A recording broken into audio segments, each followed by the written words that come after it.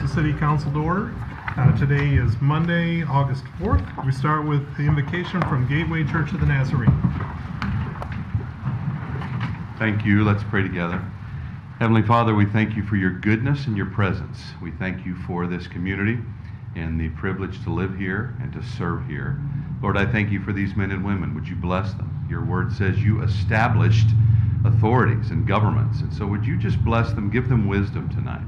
Father, I pray that you'd give them a sense of justice, a sense of mercy, and just the ability to know right from wrong from your word and living accordingly. So God, we thank you again for the way that you're working. Lord, we thank you for Officer Kyle and his life and his family. Would you bless him, make this night very special for him. And Father, we just thank you for all of our first responders. We are so blessed to have men and women who put their lives on the line for us. So would you protect, would you bless them, and encourage them tonight. Lord, for the rest of the meeting, we want to glorify you in everything from our attitude and our words. We pray this in the name of Jesus. Amen. Amen. Thank you. Join me in the Pledge of Allegiance. I pledge allegiance to the flag of the United States of America and to the republic for which it stands, one nation under God, indivisible, with liberty and justice for all.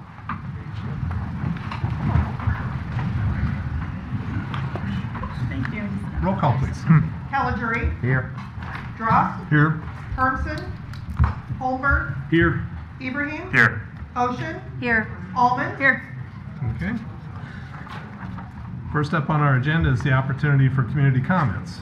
This item is reserved to receive comments from the community for concerns whether or not they're included on the current agenda. The community is encouraged to speak before the mayor and city council, asked to keep statements brief, time limited to no more than 3 minutes. Any questions are to be asked to the city staff, the council members, or the mayor prior to speaking to the full council, so concerns can be properly researched and answered away from the meeting. Comments are to be directed to the mayor and city council only. I will call out the folks who will be brought up. First is Les Martin. Would you care to speak?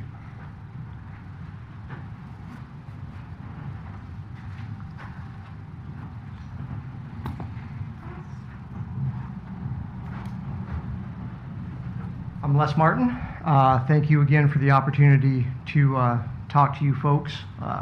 This is in regards to the street, my address is 1502 8th Avenue West, and behind me we've got some representatives from our street as well, and still wanted to address the repair that was supposed to happen, but due to I think 6 of the 9 households not wanting sidewalks, that was kind of put on hold. I think some rebidding, some things like that needed to happen.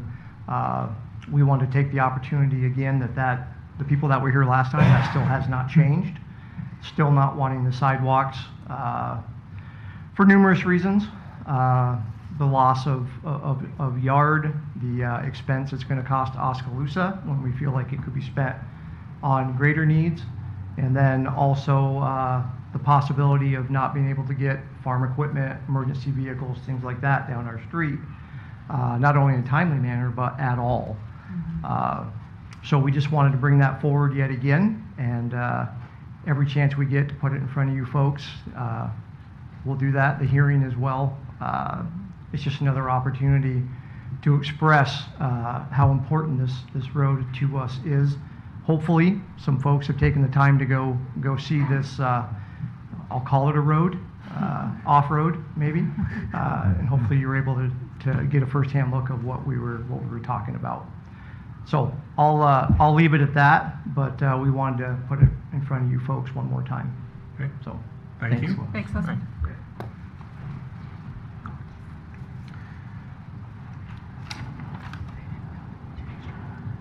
Next, Amberlyn Barber.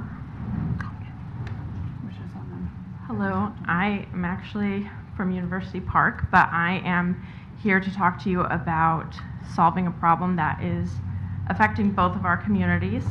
I'm asking if we can revisit the bus transit center and making it accessible to go to work It starts after most people are supposed to be at work.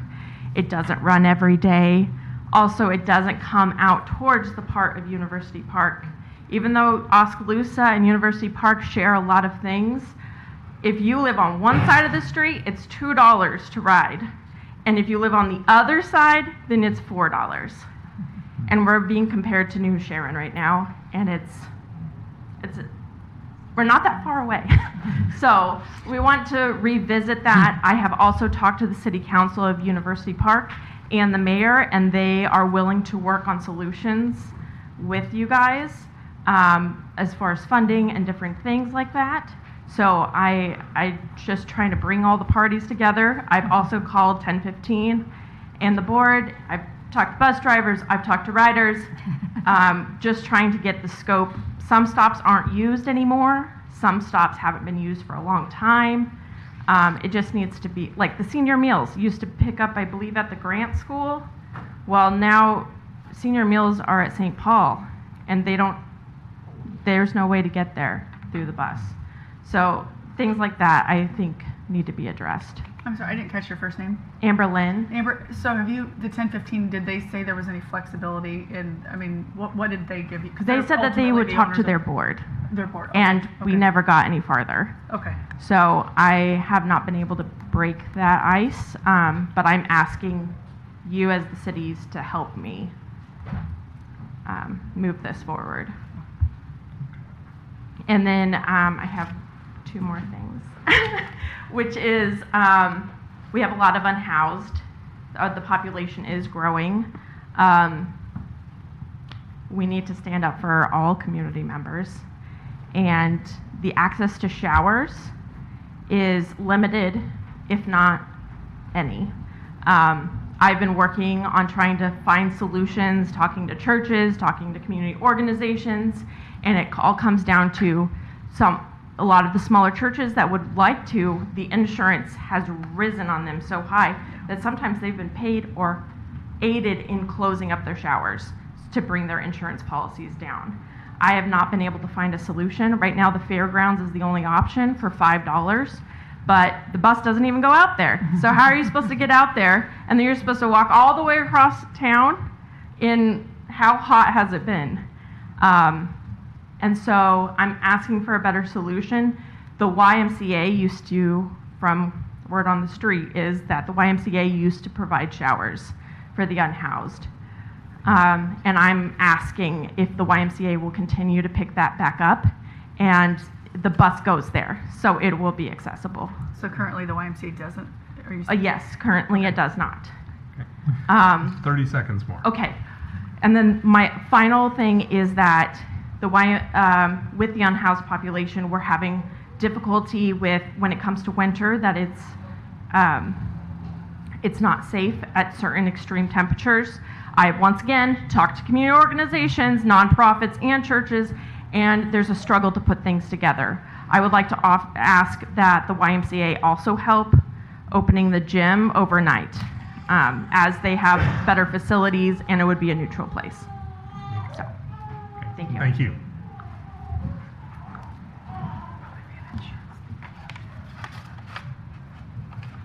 Okay. Could I add one little bit to that? My daughter works for Iowa Legal Aid, and they have a bus simulation for their city council members. And so they challenge their city council members to take a doll and get to work on time and use the bus system and that. So there's a reality, for council members who are used to having a car. Wyatt Russell.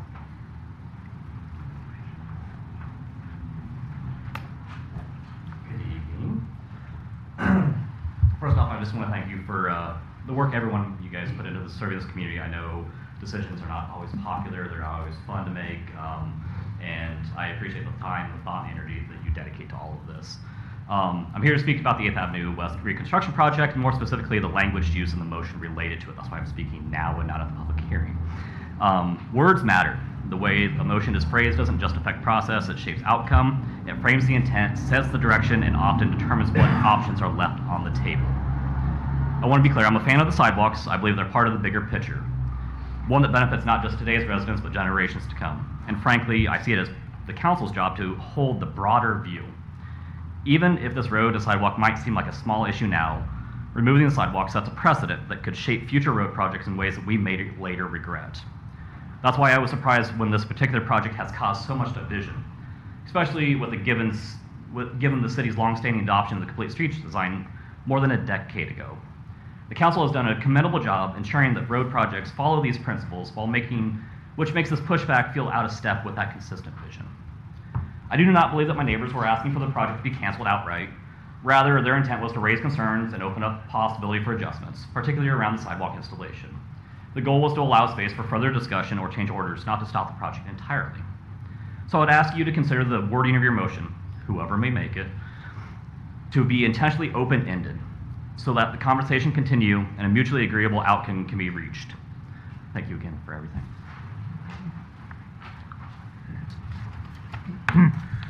Allison McGuire. Hello, my name is Allison McGuire. I'm here with my Main Street Oskaloosa hat on today. I'm the president of the board, and I'm here in lieu of Angie Foster, who is at a statewide conference for Iowa Main Street right now, but we wanted to make sure that we were here to say thank you as we are wrapping up our season of square events with Art on the Square, Friday after 5 through the Chamber, Sweet Corn Serenade, for all of the work that the city staff does to help the Chamber and Main Street groups put on those events and bring so many people into our downtown.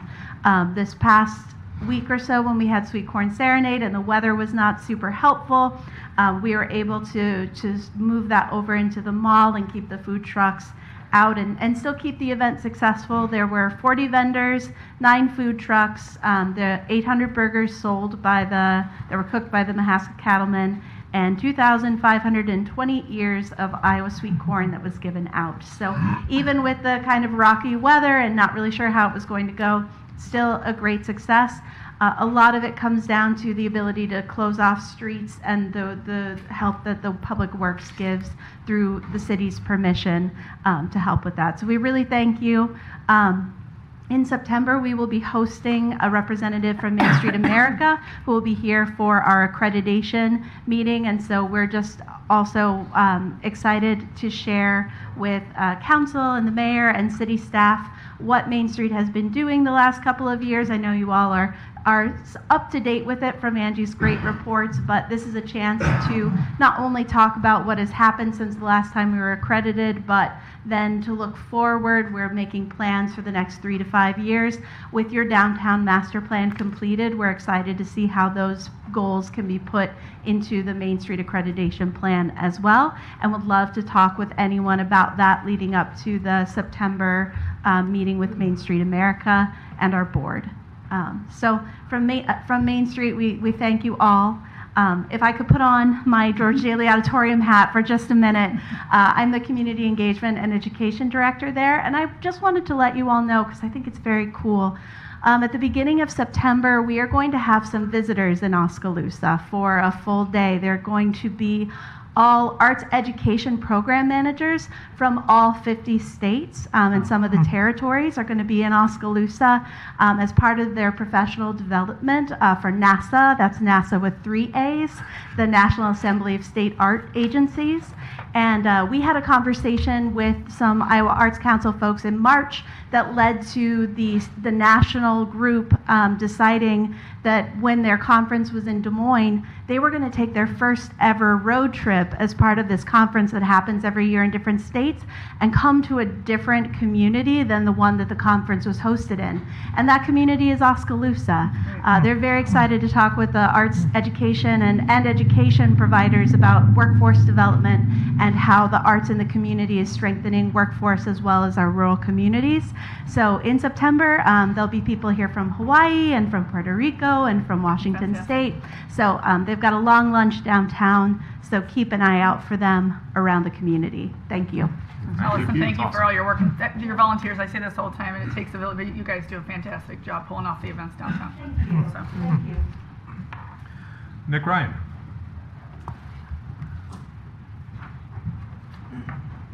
Good evening, evening, everybody.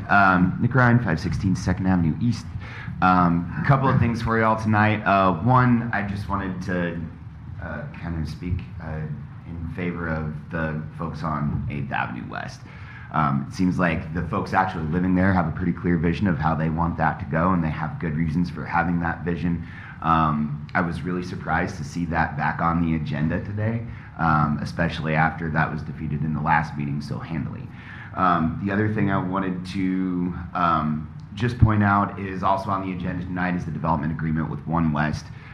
There's some really, really significant tax incentives in there for that. I don't think skepticism would be the right word, but as a member of the general public right now, I think it would benefit everybody for us to learn a little bit more about how we measure the success of those incentives, what they've contributed to the city since we've been using them, and whether or not maybe how we use them needs to be reevaluated. Not saying necessarily that they do, but I think it's probably worth a deeper dive, and I would maybe love to see, I don't know, a public information meeting on, or presentation on what TIF is, what abatements are, how they work, and how we measure their success.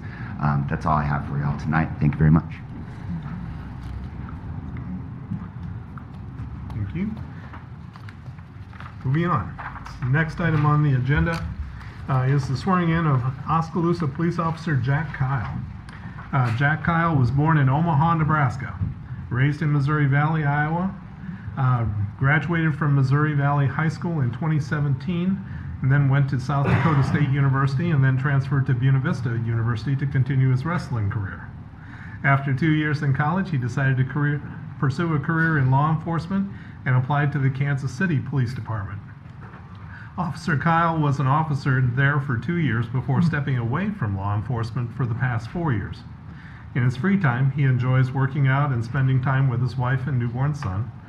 Officer Kyle is ready to start his law enforcement career again and help the great city of Oskaloosa. We've got an oath that we need to work through before that happens. Would you please come forward?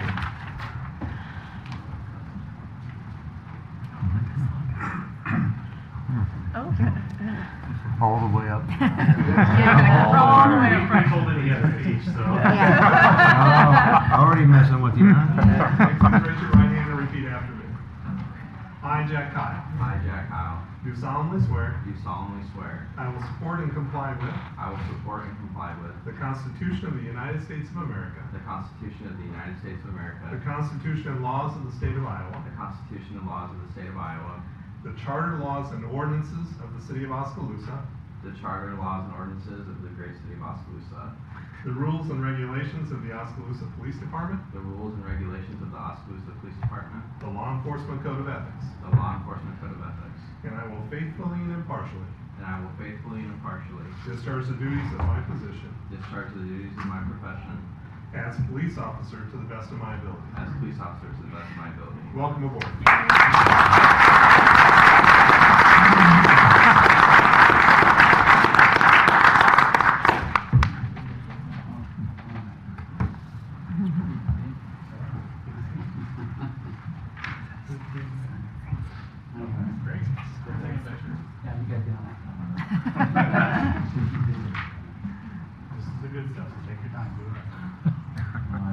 Make sure it hurts.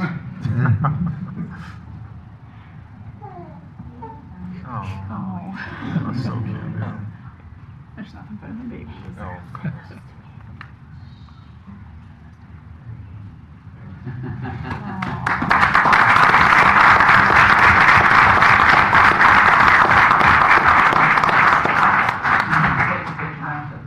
Yep.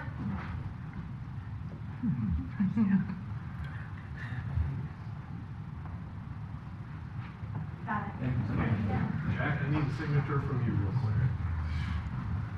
Yeah, of course. See, now his oath was behind him when I did my oath. I already had Welcome aboard, Jack. It's following along.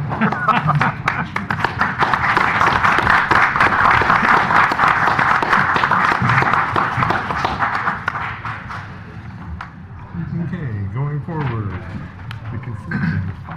Yes. Okay, next item up is the consent agenda. These are all items that are routine in nature and will be voted on in a single vote. The only one I wanted to draw, let's see, there were a couple here. Wanted to draw attention to the appointment of a representative to the Library Board of Trustees, Wilton Wright, and then also item J, which is a resolution scheduling a public hearing for August 18th. That's to consider the offer to purchase vacant city-owned property that's located at 250 Gateway Drive. Do we have a motion of support for the consent agenda? To move. Second. Okay. Any discussion? I'd like to move letter K to the Okay. regular agenda. I Okay, believe it we needs some will- public consideration. Okay. So, Well, and what we'll do is we'll hit that one first before we go to the Sounds regular good. agenda. Any other comments? and Wilton Wright, I do know for the library appointment. He will be excellent. Very good. Okay, roll call, please. Drost, Yes. Holbert, Yes. Ibrahim, Yes. Ocean, Yes. Holman, Yes. Caligiuri, Yes. Okay, so item K, that has to do with considering a resolution to suspend the Civil Service Commission meeting practices for 1 year. So Chief, maybe you can talk to this, or Sean, either one. Yes, thank you. So we had met last year with the Civil Service Commission to talk about the state law change. Smaller departments that are subject to civil service have had a hard time trying to catch up on hiring because with civil service, they have a process that has to be followed by law, and it just takes a lot of time. And if we miss any good candidates during that time period, they have to start all over again. So what this has allowed us to do is, as you've seen, we've been able to test people periodically as they apply, get them right in, then they don't get taken to Tumblr or somewhere else that's moving a little bit faster than we are. So state law allows us to renew this annually every year if the council wishes to do so. Okay. And we had done this last year. Correct. Yeah. This is just a renewal for 1 Yep. year.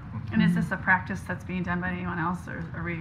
I think there are a few other agencies doing it. I know there's some that are not. They just are not interested in that, but they're also not struggling with the same issues, or they're more in the metro area. So what we have agreed with the civil service is we would still use them for promotions and any kind of disciplinary issue. This is just for the initial hiring. Standards are the same. We know what the standards are and the expectations are. It just allows us to move a little faster for the initial hiring to fill the vacancies. Okay. Yeah. Yeah, it just sounds concerning Sure, that absolutely. there must be something in their civil service process that is commendable or useful, or I worry a little bit about hiring police officers too quickly because mistakes get made there. We so. totally agree. This isn't changing the process at all. It's Okay. just taking away the blind oversight from civil service for the initial hiring. They never saw names anyway. They just saw scores, and then Okay. they kind of give us the cutoff. We're following the exact same standards that they have set for us. We're Okay. just not meeting with them all Okay. the time. Fair enough. Okay. And I just wanted that to be 100%, known in no. public. Otherwise, Absolutely. We appreciate that. vacuum leaves room for concern. So anyway, thank you on that. Okay. So do we have a motion of support for item K? So move. Second. Okay. Any further discussion? Roll call, please. Holbert, Yes. Ibrahim, Yes. Ocean, Yes. Holman, Yes. Caligiuri, Yes. Drost, Yes. Okay, that passes. Next item is just the announcement of vacancies. The Airport Commission has one vacancy for a term ending in December of 2028. The Building Code Board of Appeals has a vacancy for an ex officio member, and the Mahaska County Solid Waste Management Commission, we do have one vacancy. That's for a term that would end in December of 2025. Getting into our regular agenda. I would like to pull Mayor D and table it for the next council meeting. Lack of information, and just want a little more clarity on the abatement and the TIF. And I feel like just throwing it in here, since we're changing policy, I feel like we needed, as a council, we need to discuss this a little bit more. Okay, so I think, as we had discussed before the meeting, what I'm looking for is a motion to table to the next meeting. I'd make the motion to table it to the next meeting. Okay? I'll second it. D, sorry, Joe. Changing the policy. And I'll second it. Okay. So we have a motion to table, and a second. Any discussion on this? As we talked before, I will be abstaining from this one regardless. Okay. I still like so- it's an awful lot for Yeah, and so you would be motioning, you would also abstain from the tabling as well? Yes, Yep. sir. Okay. And you want to remove D to the next meeting for what reason? Joe, I feel like that, well, Janet's not here, and we have an election tomorrow too also, but I feel like changing the city policy to the 10-year abatement, and just not having any discussion at all. I'm not sure I'm comfortable with it at all, 100%. That's no money for the city to come in at all for 10 years. Right now, it's on a 5-year sliding scale. I just have some huge concerns over that, and I think that Yeah. there probably should have been a discussion maybe that, well, we all should have. Yeah. And if you look at the memo too, the two parts of it, one is $1 million in TIF money, and then the second part, which is even more concerning, is a property tax abatement for 100% of the value for 10 years. Looking, I can't find any example of that in the state. There's some that will do a 10-year, but it's graduated, so it's like 80%, 60%, and that. To do 100% needs to be in a blighted area, and where this is being considered is by no means blighted. You know, the Marriott is there and the Trio is there, so it's an up and coming area. And so the only examples they've said in state law to use 100% tax abatement is blighted areas. So I don't even know if it follows state law. I just want a lot more Yeah, just talk need some about clarity. this. Yep. Yeah, a lot more. Sean? So the reason why this is here tonight instead of a little bit further down the road, because I'm actually of the same opinion. I wanted to have more conversation in developing an economic development policy that outlines the criteria, that it's important to us. But the reason it's here tonight is that the developer is under a time crunch, and so we've met with PFM, we met with Alders and Cooney. My key question was, what makes us competitive? And their response is that basically this is a competitive offer is where it's at.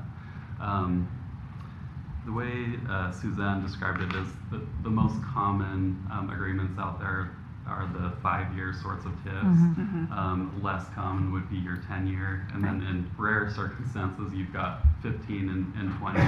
Maybe that's for a larger developer, those unique situations that come up. So this is here based on their recommendations of what they're saying is competitive.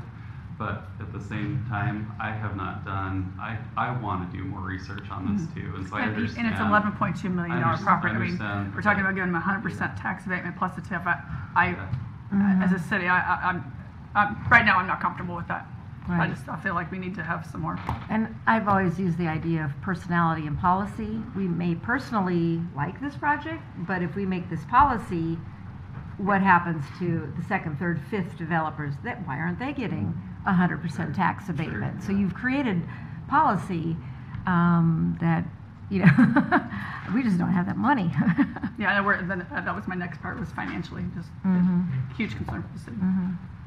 Sean, can you speak to the timeline that they're under, which is what we tried to get in this agenda?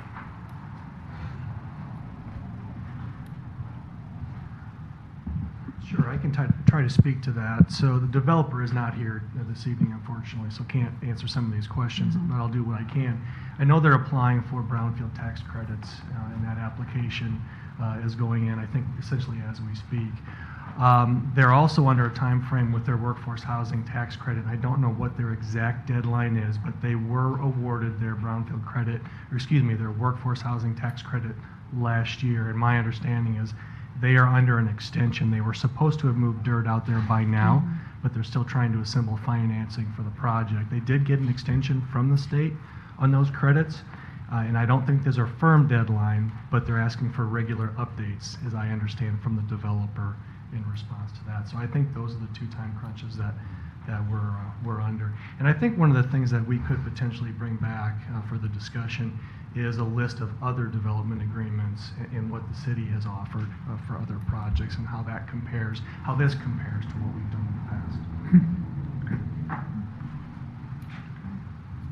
just think that I understand the time crunch, Sean, and I appreciate it. And I don't want everybody to think that we don't want housing, because everyone knows sitting on the side of the table that we need housing. But I feel like just because there's a crunch line, and I have some questions about the whole thing and the whole development. So I just feel like that maybe, like Lisa said, if we make a policy, what about the next guy that we don't want that, or we do want that? I just, this is a huge issue for us to be changing a policy and not having, I feel like, great information. Yeah, and I'm also one to appreciate deadlines and time crunches, but sometimes too, who's responsible for that? And I'm feeling pushed, and I don't want to feel pushed on a major policy like that. And I don't know enough about those timelines.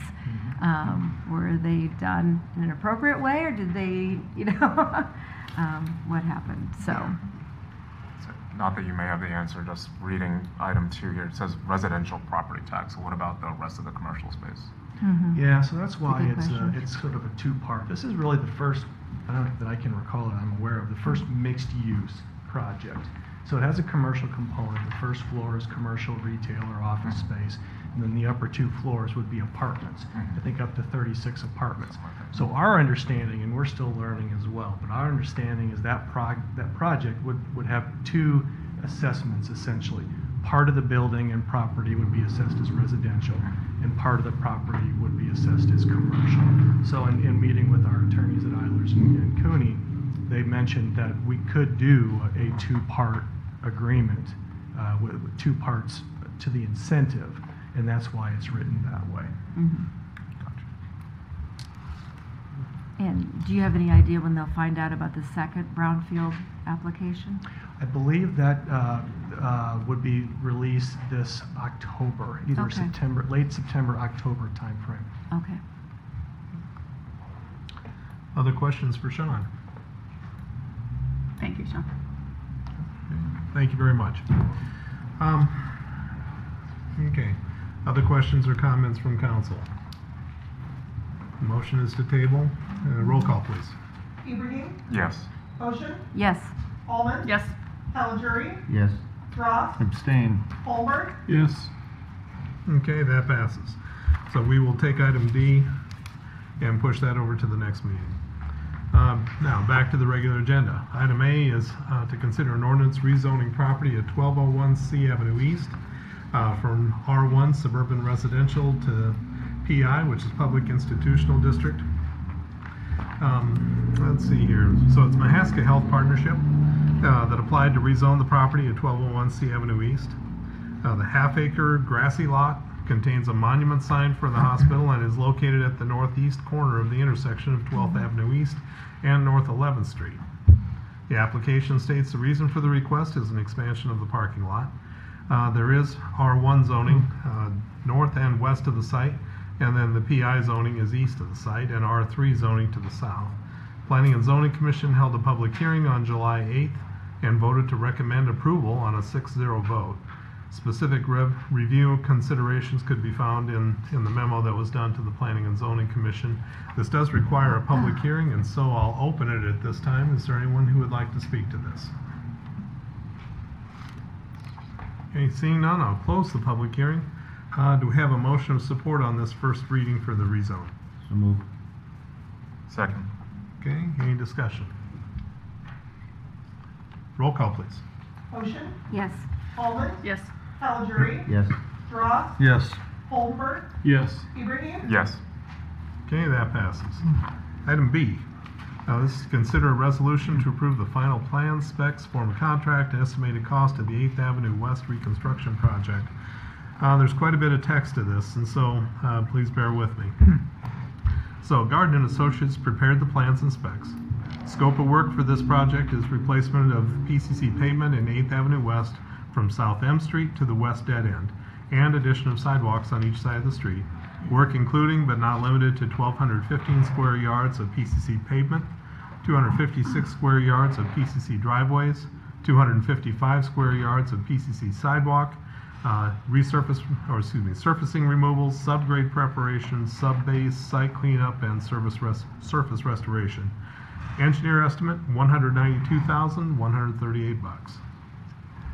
If the project's awarded, the notice to proceed will be issued once contract documents can be finalized. It has 30 working days assigned to the project. This was considered at the July 7 council meeting, but was not approved at the time, and is being reconsidered at the request of council. Some of the concerns that were raised are as follows, and then we have staff commentary here as well. First bullet, property owners were opposed to the addition of the sidewalk for the plans. They felt the sidewalk was unnecessary as it was on a dead-end road with no immediate sidewalk connections. There were additional concerns that the sidewalk would take a significant portion of the property owners' front yards, leaving no room for driveway parking, and that the sidewalk would be a wasteful use of funds. So the additional bullet points here, comment from staff. The new sidewalk design is consistent with the Complete Streets policy and the Oskaloosa Municipal Code section on sidewalks, which requires the addition of sidewalks along significant construction. Second bullet, staff is planning a project to connect this sidewalk along South M Street to the recreational trail next calendar year, pending completion of this project. Third bullet, the sidewalks are designed to fit entirely within the existing right-of-way. The houses in this area are designed according to Oskaloosa Municipal Code, with at least 25 feet of setback from the right-of-way line. So all houses have a minimum of 25 feet of parking space between the sidewalk and the front of the homes. Next bullet, on the cost, the Complete Streets policy specifically calls out that sidewalks would be considered prohibitively expensive in situations where they would make up more than 20% of the overall cost of the project. The engineering estimate for the sidewalk for this project totals $16,295, which is approximately 8.5% of the total estimate. Council members had concerns that the reduction in roadway would create parking, turnaround, and access issues for residents and the local farmer. In response, the 27-foot wide roadway is a standard design for an extremely low access road such as this neighborhood. Parked vehicles have a footprint of 8 feet, and taking out the curb and gutter leaves a 10-foot travel path for vehicles. This type of single lane flow is considered to be acceptable for a location with this volume of traffic. Additionally, adding a no parking restriction to one side of the road could easily be added if a single lane flow of traffic is undesirable.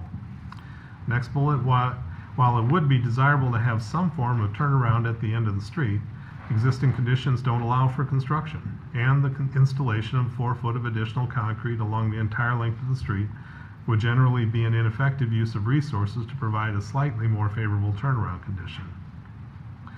And the final comment is for farm access. Staff met with the owner of the affected ground, Mr. Stephen Rocky, discussed the plans, and he did not feel that changing from 31 feet to 27 feet would significantly affect his access, as he already cannot use the road for access when vehicles are parked on both sides.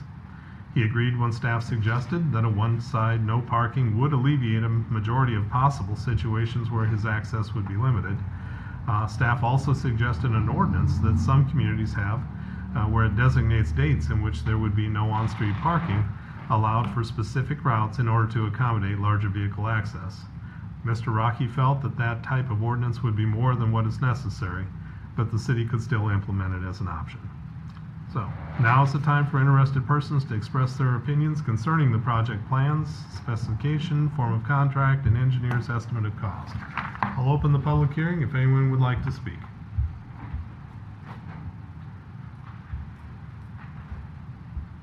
Hi, my name is Alex Fenig. I'm with Gardner Associates, and I'm the engineer on this job. So I guess I just wanted to make one thing pretty clear right off the bat here, that since one of the items that keeps coming up is the roadway width. Again, I want to stress this is a very standard roadway width. It fits parking each side of the street, as well as an 11 to 13 foot drive lane down the middle. Yet, that's plenty of space for an emergency vehicle, a commercial vehicle. Obviously, they can't turn around without a cul-de-sac or anything on the end, but that would not be, I mean, based on the staff note here, that was not going to be fixed with this job. But a typical width is 11 to 13 feet. We already know that the farmer has 36 acres that he farms there, so a typical width for a farmer is 20 to 21 feet. So if we know that, which he didn't get notified, I talked to Steve today on my lunch hour. I'm just saying a typical width for 11 to 13 feet isn't going to work for him. So he understands, and he's going to knock on doors or whatever he has to do. But what I'm saying is, when we design this, we know there's a field there, we know there's crops there, so we didn't design it for everyone on that block. Okay. So I would He's also- caution council at this point, we're just having a public hearing. Okay. And he has also confirmed at our meeting last week that his largest piece of equipment is 18 feet wide. So, I guess as far as just commercial vehicles, emergency vehicles having to turn around, they all have to make a multi-point turn in order to turn around. That's going to be the same on a 31-foot wide street. So, just again, want to make that clear. So, thank you. Okay, thanks.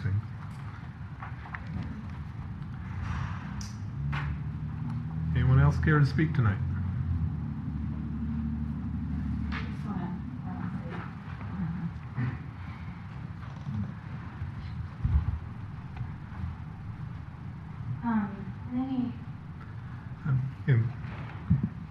In name, please?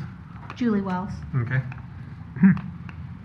Just in any emergency situation that I've been involved in ever, and that, so I'm thinking of an emergency at somebody's house, and I'm thinking when the police get there, and then the ambulance comes in, maybe the fire department, whatever, and you're talking about all these emergency vehicles down this lane who can't get out unless everybody's backing up to let the vehicle in front of them out. So when you need the ambulance and the fire truck down there and you need police officers or whatever, I mean, it's just a situation for a disaster if somebody has an emergency situation.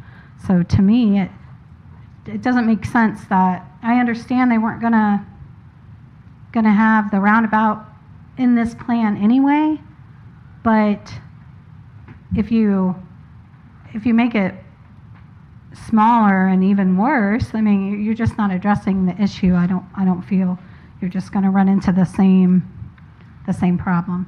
But that was just my thoughts on emergency stuff.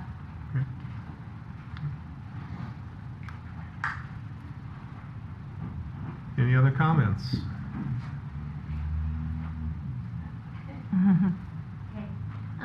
I'm Jackie Davis.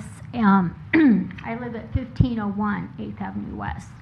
So my house sits right by the field. And so therefore, when I bought my house, it was supposed to be like with a country setting. That's kind of what wanted me to go there in the first place. And now with this proposed sidewalk, I think that kind of takes away from one of the reasons I bought my home. And talking, like Julie was talking about the emergency people coming down our road, I actually had that just last year. I had the fire truck there at my home, and then they called the Mid-American people to come, and they just have a hard time getting out because there's just not enough room. And just like yesterday, like when the UPS guy comes, if there's people parked here, they can't get back. They have to try to get back down the road, and you have cars on both sides. And a lot of us have driveways, yes, but they're smaller driveways. So if we have any type of company coming or having a party, there's just not room for everybody to park. And my other thing that I have, which I think is important, is not knowing how long this project's going to take.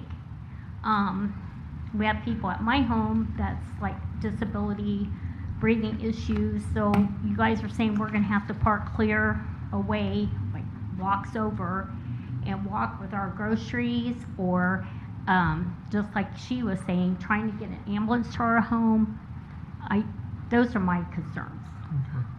Yeah, and should be about 30 working days. Okay, well, I don't know. I think when they told me it was going to be like 45, but 30 to 45, trying to walk, you know, with breathing issues and whatever, and wagging your groceries, or, you know, I mean, it's just really difficult. So, that was kind of my concern.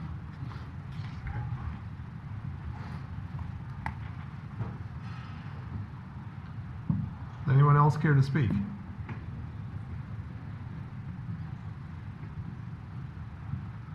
Hi, my name is Julia Fleming. I live at 1402 8th Avenue West. I'm a new resident. I just moved there this month.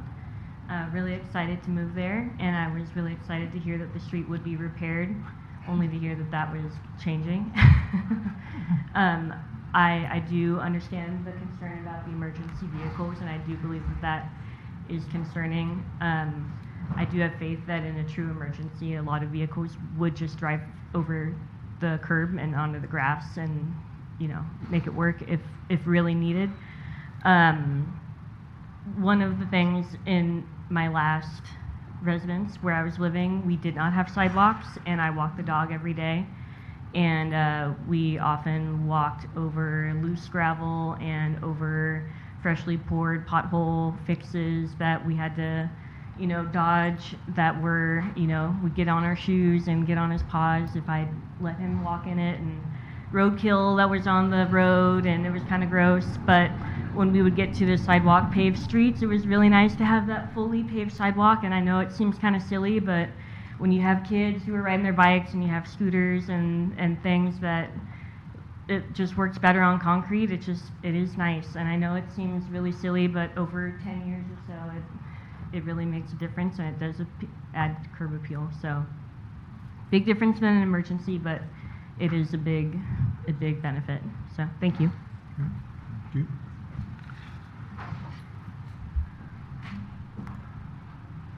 Anyone else care to speak tonight? Okay, I'll close the public hearing. Let's see. And so Can I speak now? I'd like to. So is there a motion? I would like to make a motion to speak. I'll make a motion in favor.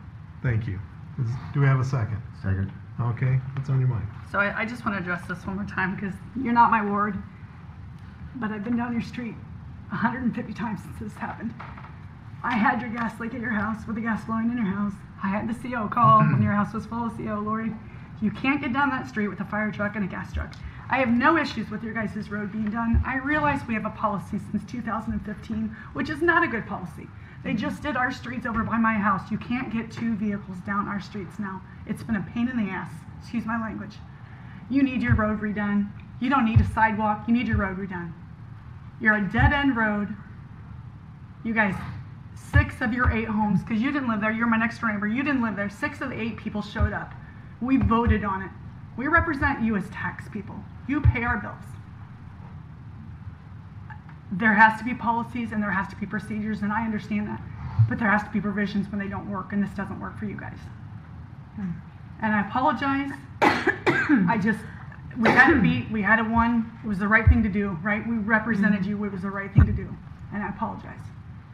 But I'm going to tell you right now, first time I can't get down that road, I'm calling every one of these guys. I'm going to say, come down. I've drove down your road. There's 6 to 8 cars on the way. I've drove there. I was there at 6 o'clock in the morning. I've been there at 10 o'clock at night on my way home from a gas leak. I've been there at noon on Saturday. You guys have seen me. Jen's not here. I've knocked on her door. I've talked to her. These people have no idea that this is going to inconvenience you. And you know what? When it's done and over with, there's nothing you can do about it. Because they're not going to come back and tear out your damn sidewalk, and they're not going to come back and widen your road. And I did. I talked to Steve today on my lunch hour. He never got informed. He said it was probably an oversight on somebody. He understands it. He's going to knock on your door. He's going to get his equipment down there. We have to allow for everybody on that block, and he is part of that block, as well as you guys are. And I'm sorry. Other comments? I got one more question. Sean, I think we talked about this. How much land, if any, at the end of the street to put the cul-de-sac that's in the city right away? Is there any room for that?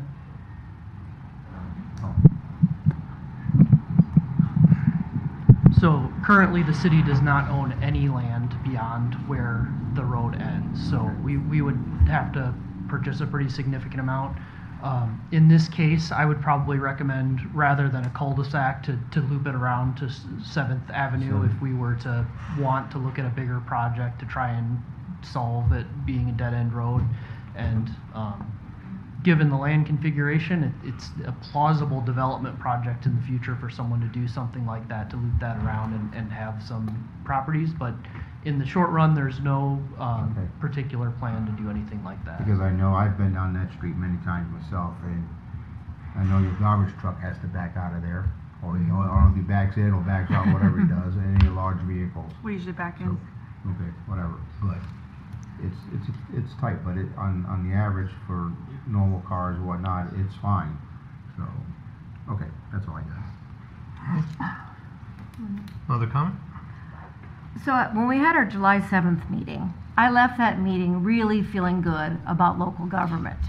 We had people show up about the dog issue and that. And then later the next week, we were going to schedule a work session on dogs and that.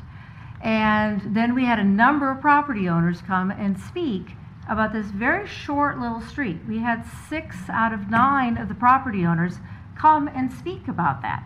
I can't tell you how many times we've sat here and nobody shows up. But this meeting, they showed up, and they were very convincing in that. This is a small little street, okay? And 6 out of 9 of the homeowners said they did not want a sidewalk. And that would save the city money.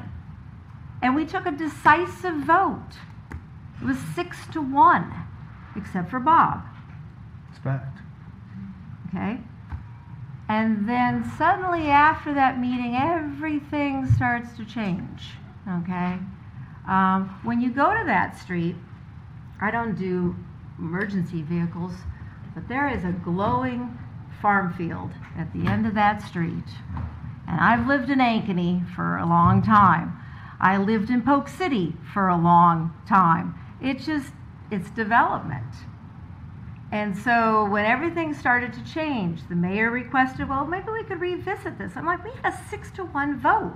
Why do we want to revisit this?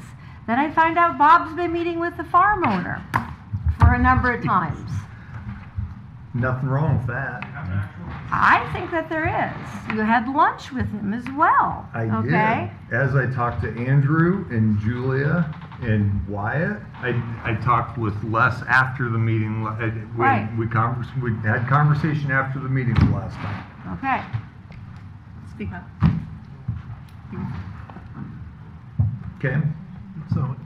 So my question is, why all of a sudden all this concern about a short little street?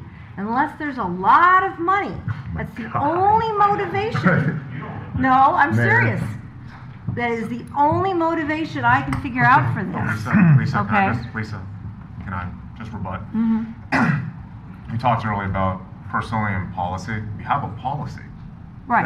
That's why I want to revisit this. We do. Right. We have a policy. And that was my next statement. But I would rather see it for a new subdivision than not. My Right. 1976 subdivision, you couldn't put sidewalks in front of our house. I understand, but I Right. think it's so about... we did meet. So our- briefly, We could don't you please represent the let a people boo that we speak? represent. So I'm just here for the rebut. I'm just saying, I think as far as that goes, we have a policy. I believe we should follow that policy unless you want to repeal such a policy and put in a new policy. Which we did. We had the special meeting, which instead of about violent animals in our, it's now was about the Oh, the you're streets referring to the project. work session, The not work a special session. meeting. And so we had the work session. We didn't vote to change anything. No, we No, voted but on for that, there were 3 different things we needed to be considerations. looked at. And the second But we never looked at consideration changing was that in We did. special Yeah, cases, could we listen? that in special cases, we had 3 options. 1, sidewalks everywhere, always the same policy, no matter what. Janet brought up a really good point that in this community, and this is an older community, this is not Ankeny or Waukee or Bondurant, okay, that were tiny villages and that. We have a different development in that. So it was decided that there is the old grid, which I live on. I live on C Avenue East. There's that part of town. There's the outlier, the little spurs, and that's what we're talking about with 8th Avenue West. It's one of those rural little spurs that wants that kind of look to it. And then there are the subdivisions, which are going to have a different kind of construction. And so what we looked at in the special meeting is that our policy should be to give special considerations. Where is this development project? Is it in the grid? Is it in an outlier? Or is it in a subdivision? Those are 3 different types of communities and 3 different types of needs. So again, we're back to this. And as a historian, I just have to ask myself, what's going on? Why all the concern from staff and other council members about a vote we took 6-1? that local government was saying, we don't want this, and it's saving money. We don't have a lot of money in this town. We've got priorities. So I don't understand why this sidewalk project is a priority. And I feel like we've been thrown a lot of red herrings. Oh, the little children on bikes going on the sidewalk and this and that. I love sidewalks. But I've seen your neighborhood in that. They'd be sidewalks to nowhere. I don't, you know. The biggest I picture, completely, Lisa, is that they showed up. They all showed up except for. and it was local government at its finest. You showed up, you stated your concerns, we listened, and we had a decisive vote. And suddenly, everything's fun in the next 2 weeks, and oh, well, it wasn't a decisive vote. And suddenly we have this policy, and suddenly this, and suddenly that. And why wasn't the farmer talked to beforehand? I mean, anybody on that street sees the farmland. There's a bean field right there. So I just have a lot of concerns. This project smells, okay? And I can't quite get to the heart of it, but it does. It reeks.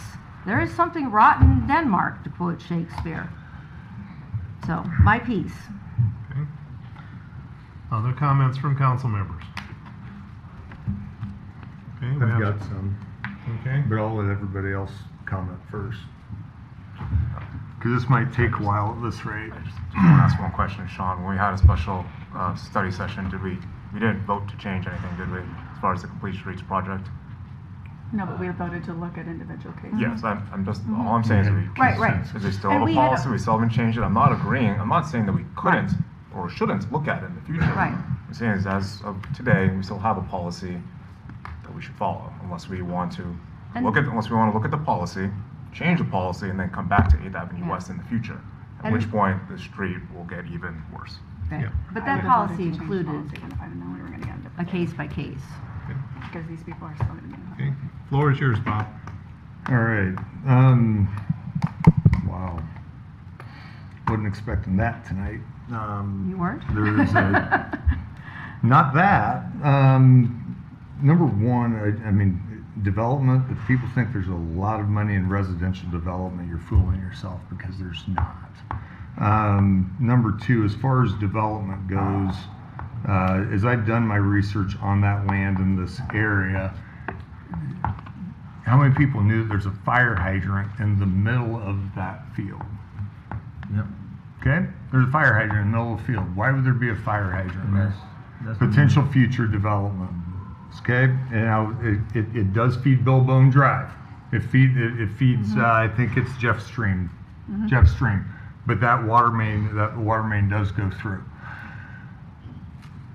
In 2015, as we talked, however many weeks ago it was, and Wyatt had mentioned, the city council at the time, which I think Joe's the only remaining member of council sitting here who was there at the time, the mayor was here, passed a complete streets policy that talked about the standards by which streets were going to be designed, the priorities, and some of that was walkability and connectivity and sidewalks and bike-friendly environments.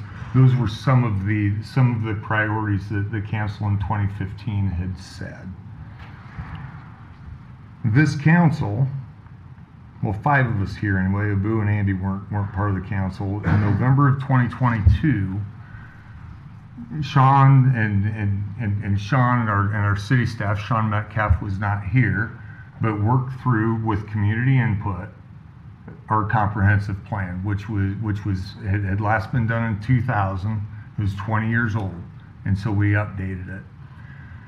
As part of that comprehensive plan, there is, it says, use a complete streets approach to the design of all streets, which includes pedestrian paths buffered from traffic, streets that are not overly wide, and consideration of on-street protections for bikes and other self-propelled modes. It also says, have sidewalks on both sides of the street in all neighborhoods, if not prevented by environmental features. So we talked in our study session about about Meadow Creek, the Meadow Creek subdivision north of Penn College, and how there were some environmental, some geographic elevation change that caused that to be a little difficult. So there was an exception made in that case to be on one side. In the complete streets policy, there are, I forget, is there 7, 8, 9 different exceptions that are already listed in that policy. One of which was mentioned in the fine summary that the mayor had the privilege of reading tonight, and talked about sidewalks not being included due to financial impact. Okay, in that policy it lists as greater than 20% of the total project cost. I think the number was 8. So policy, and that was brought up earlier in this meeting, policy, and I agree with policy 100%, and it's not a bad idea. I appreciate with the economic development and TIF and abatement that our city manager and staff is working through, is engaging attorneys and financial advisors to develop a policy so that we have standard incentives to offer developers and business people as they come into our community. We need that, okay? So I'm okay with it being tabled. I have no issue with that being tabled, because it's a valid discussion. Any insinuation that there's a back door, back room, non-transparent, closed meeting, whatever, that is motivating my decision to push for sidewalks on a street, I'll throw the old Steve Burnett BS flag. That is insulting, Lisa. And the fact that that comes out in a public meeting rather than a phone call, an email, that we could have that conversation. I offered it, I don't know how many meetings. Call me, email me. I had lunch with Steve Rocky. I absolutely did. I wanted his perspective. You know why? Because I wanted facts. I wanted to understand. Steve has farmed, I don't know how many years Steve has farmed that ground. 40. He's been up and down that street a lot of times. What I learned in that conversation is that his widest piece of equipment is his combine. Okay? He told me it is 18 feet wide. The reason he knows that is because he has a farm that he has to cross an 18-foot wide bridge, and it basically rubs the sides of the bridge as he goes across. Okay? So we had a conversation about 26, 27, 31 feet wide as it relates to the road, because that is obviously one of the big sticking points. I believe in our first conversation about this, the width of the road was honestly a bigger issue than the sidewalk with emergency vehicles, and I hear that again tonight. What I learned from the conversation as we sat at lunch and we drew pictures and dimensions and laid it out, is that a 31-foot, whether a street is 31 feet wide or 27 feet wide, if there are cars parked on both sides of the street, he cannot get his equipment through. That is a fact. Okay?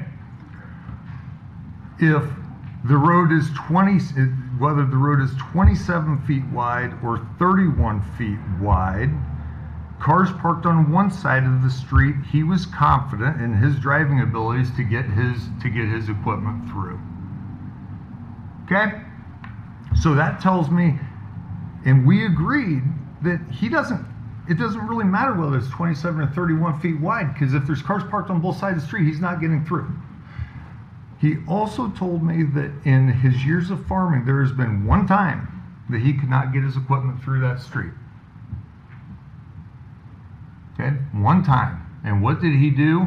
He knocked on doors, found whose car it was, they moved the car, and he got through.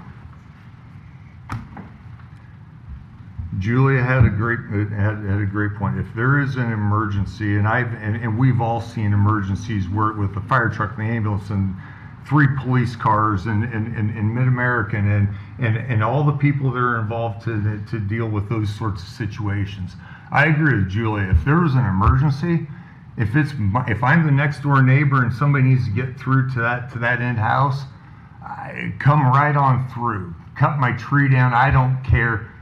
Take care of the emergency. And I think that our first responders, Chief and his team, and Chief Vaughn isn't here, they would do whatever is required to meet the needs of this community. Why am I passionate about sidewalks? It has nothing, absolutely nothing to do with some backdoor deal or financial motivation on that 36 acres of farm ground. Okay? Believe what you want, but that's a fact. I'm passionate about the sidewalks because of everything that we've already talked about. We have a city policy. We have precedent. If we say no sidewalks on this street, then what happens to the next developer who comes in and says, I want to build a subdivision, but I don't want to spend the money on sidewalks? What are we as a council prepared to say, no, you don't have to? Or, yeah, you have to, but you didn't require them on this other one, okay? Development, is there a possibility for development? Yeah, there is. That, when 8th Avenue was built in 1980. And 7th. What's that? And 7th. When 8th Avenue was built in 1980, there was a plat, a preliminary plat for 77, I believe the number is 77 residential lots in that area on the farm ground. Okay? Only 8th Avenue got built out at that time. It was 20 years later when 7th Avenue got built out in 1999, 2000. I think if you look at the assessor site, the first house was built in the year 2000. Okay? 7th Avenue, I'm sorry, there are sidewalks on both sides of the street. Where there are houses, as was city policy at the time, where there are houses, there are sidewalks. Okay? If you've been down the street, if you looked at the aerial, that's a fact. I deal in facts. So I also deal in facts.